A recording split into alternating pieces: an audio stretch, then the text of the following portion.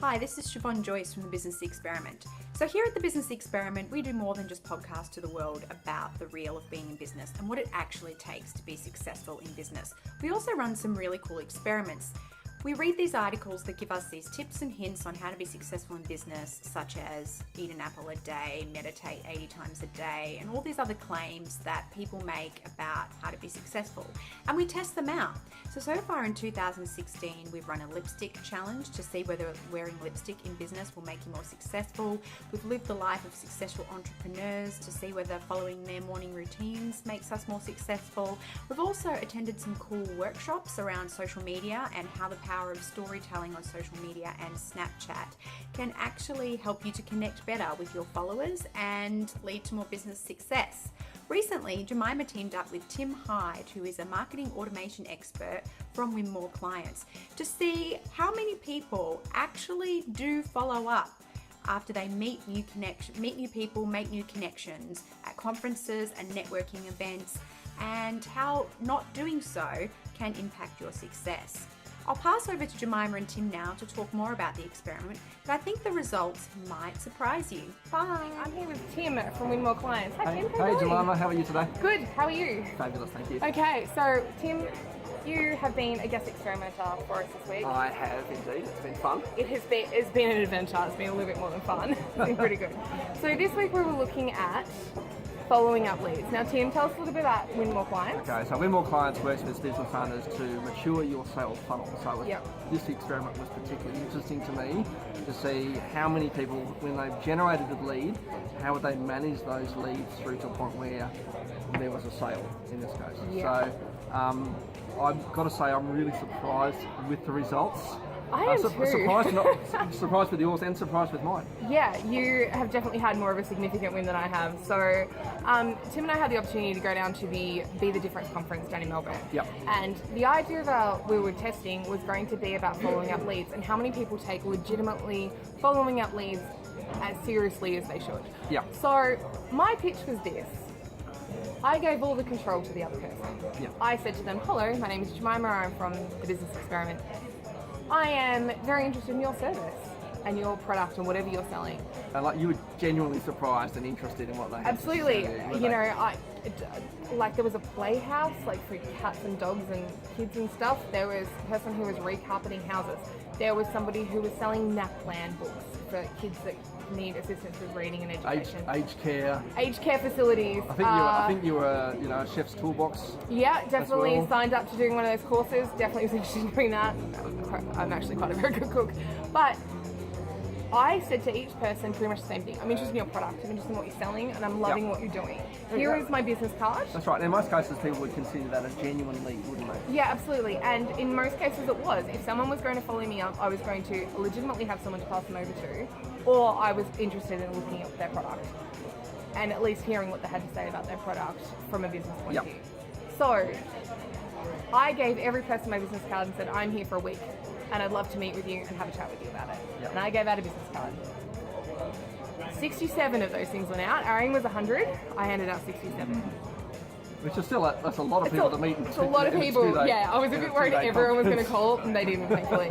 So from that, what I would consider a legitimate lead and someone who was offering me money, I had one person. No, I actually, when we spoke about this, we hypothesised that somewhere between 5 and 15% would take that and run with it. But 1 in 67 is pretty low. 1 in 67. And look, this isn't even a legitimate lead. This person contacted me and added me as a friend on Facebook. And that's it, there hasn't actually been a conversation. No, there's been no conversation. So legitimately no one has followed me up on that. Yeah. At all.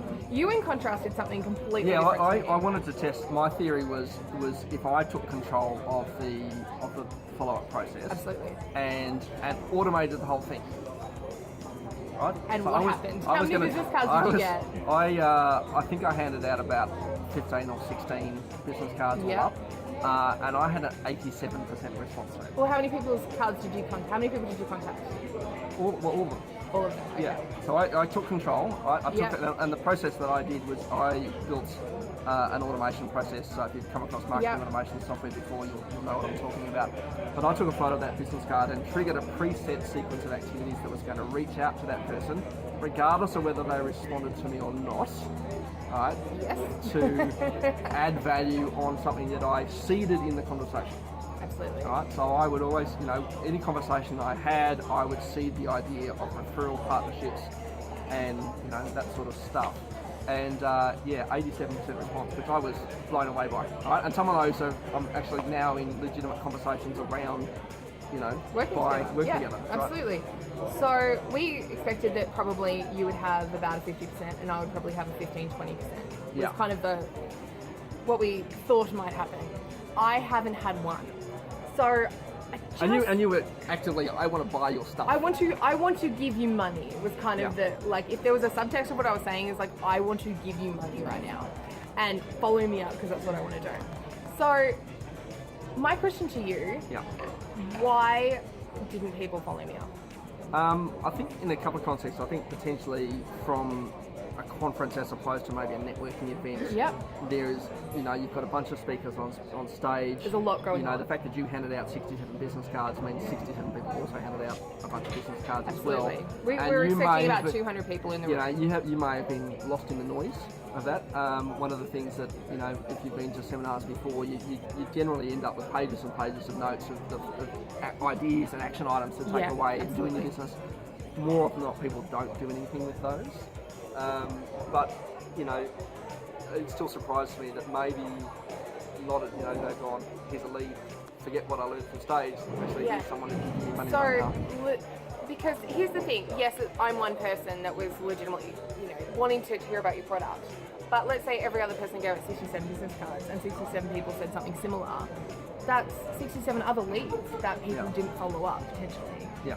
And so I guess what we sort of learnt out of this, and one of the things that we were testing and which proved out 100% accurate, was that you need to take control of when those people are. Oh, without a doubt. Yeah, you need to follow up those hot leads. You need to control the relationship. So, even if you don't have business cards, one of my favourite sayings is that after I've run out, I say, look, can I grab yours? Can I grab yours? I've just given my last one away. It seems like you're really popular. You are really popular. Thanks.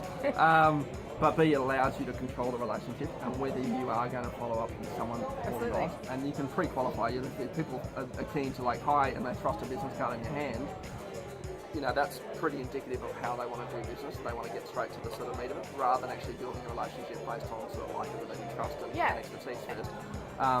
But if you can control the relationship, you can sort of qualify people when they're out, and then you can control whether you want to follow up or not. Absolutely. Whereas I gave all my control over to the other person, and nobody took me up on that. Well, there's an interesting stat from some research paper that I've seen recently that suggests that 9 out of 10 business owners struggle with cash flow at some point. Yeah. Right? Now they're either struggling with cash flow all the time, or they're sometimes struggling with cash flow. Yeah.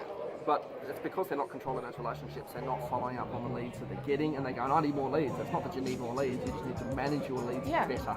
And I would say probably 20% of the businesses that I actually spoke with, I was legitimately interested in either one, partnering with them to some degree, or actually making a purchase from them. So this wasn't just me trying to find out leads and do an experiment. This was actually, there were people in there that I was willing to actually give my money to. Yeah.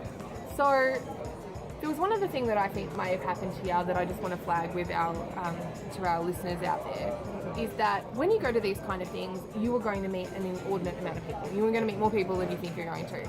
And what I think people don't do well at these conferences is manage the people that they're meeting. So there's a difference between the person who's going to thrust the card over at you. There was a person there who was walking around just handing bundles of cards out and putting them on the table, not introducing themselves to anyone, just walking out throwing cards on tables.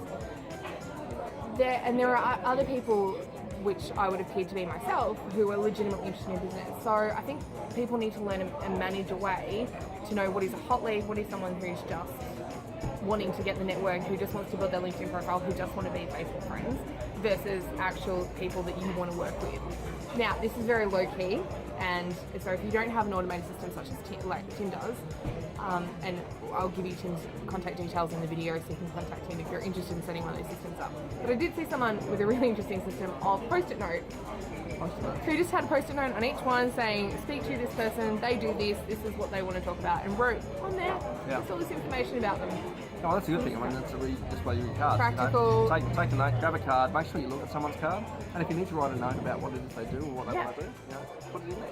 And it was a very low-key, low-cost way of them then managing how many people they were meeting. So It's been a really fun experiment, Tim, and I'm really looking forward to doing some additional ones with you in the future. Thank you for coming on as a guest experimenter.